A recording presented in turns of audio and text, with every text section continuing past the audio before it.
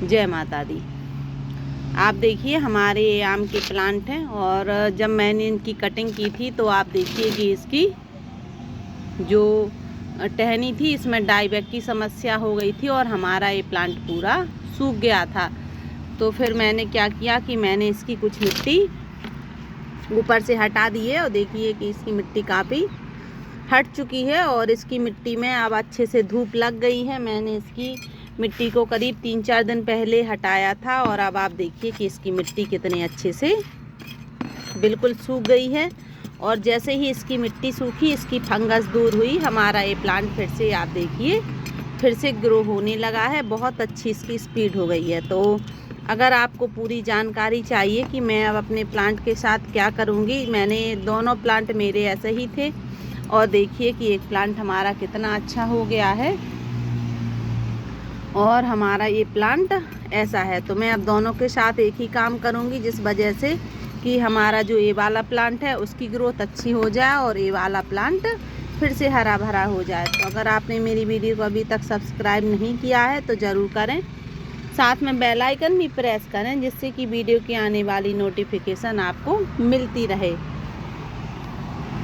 तो आप देखिए कि हमने क्या किया, अपने दोनों प्लांट की हमने मिट्टी हटा दी थी, आप देखिए।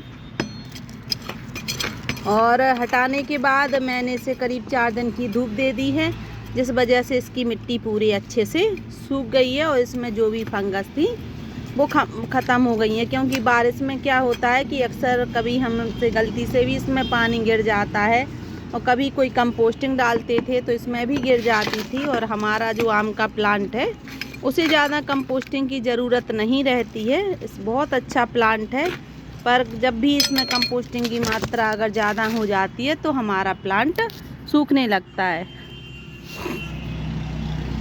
तो अब आप देखिए कि मैंने जब इसकी मिट्टी सुखा ली है, अब हम इसकी रूट्स को अच्छे से हमने धूप भी दिखा ली है, बहुत अच्छे से इसकी रूट्स में धूप लग गई है। अब मैंने इसके लिए मिट्टी तैयार की है।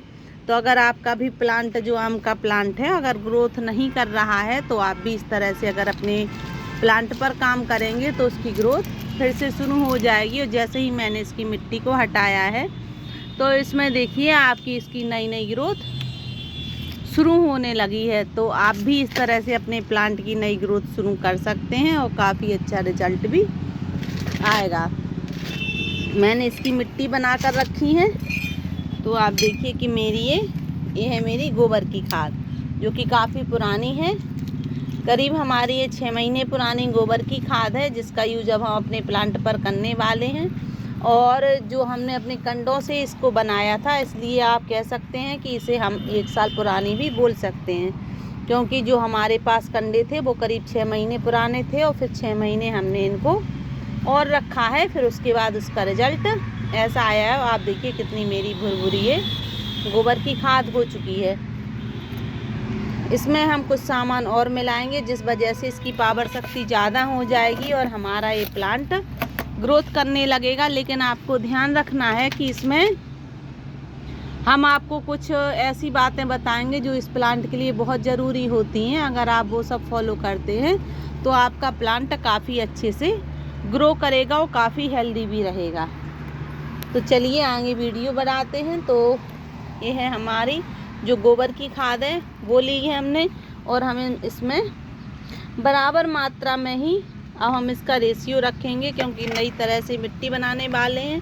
तो ये हमारी किचन कंपोस्ट की मिट्टी है, क्योंकि जो गार्डन की मिट्टी रहती है वो मेरे गार्डन से अब समाप्ति हो चुकी है। जो भी हमारे प्लांट खाली होते हैं बस उन्हीं की मिट्टी को मैं सुखा लेती हूँ, इस तरह से भर कर रख लेती हूँ। तो हमारी वो आप किचन कंपोस्ट भी बोल सकते हैं या मिट्टी बोल सकते हैं। इसने मिट्टी की ही शक्ल ले ली है, तो ये काफ़ी पुरानी है और भुरभुरी भी है।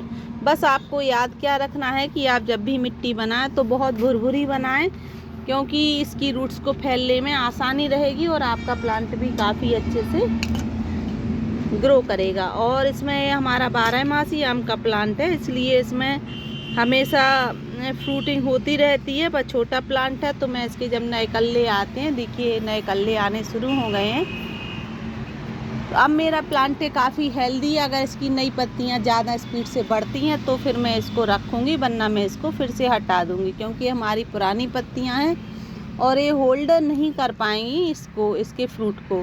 तो अगर इसमें पत्तियां आती हैं तब तो मैं इसके फ्रूट को रखूँगी, अगर इसमें नई पत्तियां नहीं आ रही हैं तो फिर मैं इसके फ्रूट को भी हटा दूँगी। और फिर जब इसकी 5-6 महीने बाद फिर से ग्रोथ होगी तो फिर मैं उनको रखूँगी। मैंने इसमें बराबर मात्रा में दोनों चीज़ें मिला ली हैं। ये मिट्टी है हमारी और गोबर की खाद है। अब हमें क्या करना है कि आप देखिए, ये है हमारे पास ट्राइकोडर्मा। तो मैंने 2 टेबल स्पून इसमें ट्राइकोडर्मा लिया है और ट्राइकोडर्मा के साथ फिर मैंने लिया है ये राख। तो 1 मुट्ठी ये राख है। ये ज़रूरी है, अगर आपके पास नहीं है तो फिर आप स्किप कर सकते हैं, लेकिन अगर है तो आप ज़रूर डालें। और अगर आपके पास इसमें से कोई भी चीज़ नहीं है तो फिर आप हल्दी पाउडर का यूज़ इसमें 2 टेबल स्पून कर सकते हैं। और ज़्यादा आपको कोई भी कंपोस्टिंग नहीं मिलानी है। अब हम क्या करेंगे, जब हम इसको अच्छे से मिला लेंगे। हमारा जो आम का प्लांट है वैसे तो इसे धूप बहुत ज़्यादा पसंद होती है, पर जो हमारी गर्मी की तेज़ धूप होती है, गरम जो लू लगती है, वो वाली धूप सहन नहीं कर पाता है, उसके पत्ते जलने लगते हैं। तो आप ऐसी जगह पर रखिए इस प्लांट को जहाँ की इसे केवल धूप मिले पर इसे लपट ना मिले। किसी बड़ा पेड़ है जो उसकी ऐसी थोड़ी सी इसे छाया भी मिलती रहे तो ये अच्छे से ग्रो होगा और इसमें फ्रूट भी अच्छे से बनेंगे। धूप इसे करीब 7 घंटे की मिलना चाहिए, 6-7 घंटे की धूप। पर डायरेक्ट धूप ना मिले इसे तो फर्क ही, जो हमारी 12 बजे से लेके 3 बजे तक की धूप रहती है वो लपट वाली धूप इसे कम मिले, बस ऐसी जगह पे आप रख सकते हैं। अब हमें क्या करना है कि जो हमने इसको देखी है, अब बहुत अच्छे से इसकी हमने मिट्टी सुखा ली है। अब हम इसकी कंपोस्टिंग के भी बारे में आपको बताएंगे कि इसमें कौन सी लिक्विड कंपोस्ट का यूज़ करते हैं अगर हम अपने प्लांट पर, तो उसका रिज़ल्ट कैसा आता है। आपको भरना कितना है आप देखिए कि हम बस केवल इतना ही भरेंगे इसको, ज़्यादा अभी हम इसको कंपोस्टिंग नहीं देंगे, क्योंकि क्या है कि हमारा ये प्लांट डोरमेंसी से उठा है, काफ़ी पत्तियां झड़ चुकी हैं इसकी वजह से पता भी नहीं है कि इसकी ग्रोथ कितनी स्पीड से होने वाली है। अगर स्पीड से अच्छी होगी तो फिर मैं नई मिट्टी बनाकर फिर से इसके ऊपर डाल दूँगी। मैं दोनों प्लांट्स के साथ इसी तरीके से करूँगी। अगर आपको भी प्लांट ख़रीदना है जो 12 मासी आम का प्लांट रहता है, तो आप देखिए कि ये हमारा जो ग्राफ्टेड एरिया है जहाँ से इसकी नई ब्रांच लगी है, वही वाला आप प्लांट देख लीजिए। देखिए दोनों में लगी हैं। और जब भी आप प्लांट लें तो आप उसमें देख लीजिए कि उसमें फ्लावरिंग हो रही है कि नहीं। फ्लावरिंग फ्रूटिंग हो वही वाला प्लांट लेंगे अगर आप, तो आपके गार्डन में वो 90% चांस हैं उसके लगने के। अगर कंपोस्टिंग आपने अच्छी बनाई है, उसकी देखभाल अच्छी की है, तो फिर 100% चांस हो जाएंगे। अब आपको इसमें लिक्विड कंपोस्ट भी देना है, तो लिक्विड कंपोस्ट हम इसके लिए क्या देंगे, तो लिक्विड कंपोस्ट में आप इसमें जो हम गोबर की खाद का लिक्विड बनाते हैं वो, और उसमें आप करीब 2 केले और 2 प्याज की छिलके डाल दीजिए। फिर आप इसको 1 महीने में इनको दे सकते हैं। तो आपको क्या करना है कि उनका रेशियो आपको बराबर मात्रा में बना लीजिए।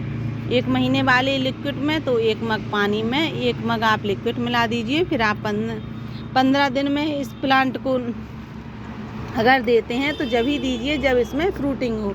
लेकिन अगर इसमें फ्रूटिंग नहीं हो रही है, केवल इसकी पत्तियां अभी बढ़ रही हैं, तो आप 1 महीने में ही इसको कंपोस्ट देंगे तो उसका रिज़ल्ट अच्छा आएगा और आपका प्लांट भी हेल्दी रहेगा। तो अगर आपको भी अपने गार्डन में इस गर्मियों में अगर आम का प्लांट ग्रो करना है तो आसानी से हो जाएगा। बस कुछ इसकी इसी तरीके से आप केयर करेंगे तो सक्सेस भी होगा और काफ़ी इसमें फ्रूटिंग भी आएगी। अगर आपको वीडियो अच्छी लगी हो तो प्लीज़ इसे लाइक, शेयर एंड सब्सक्राइब ज़रूर करें। Thank you.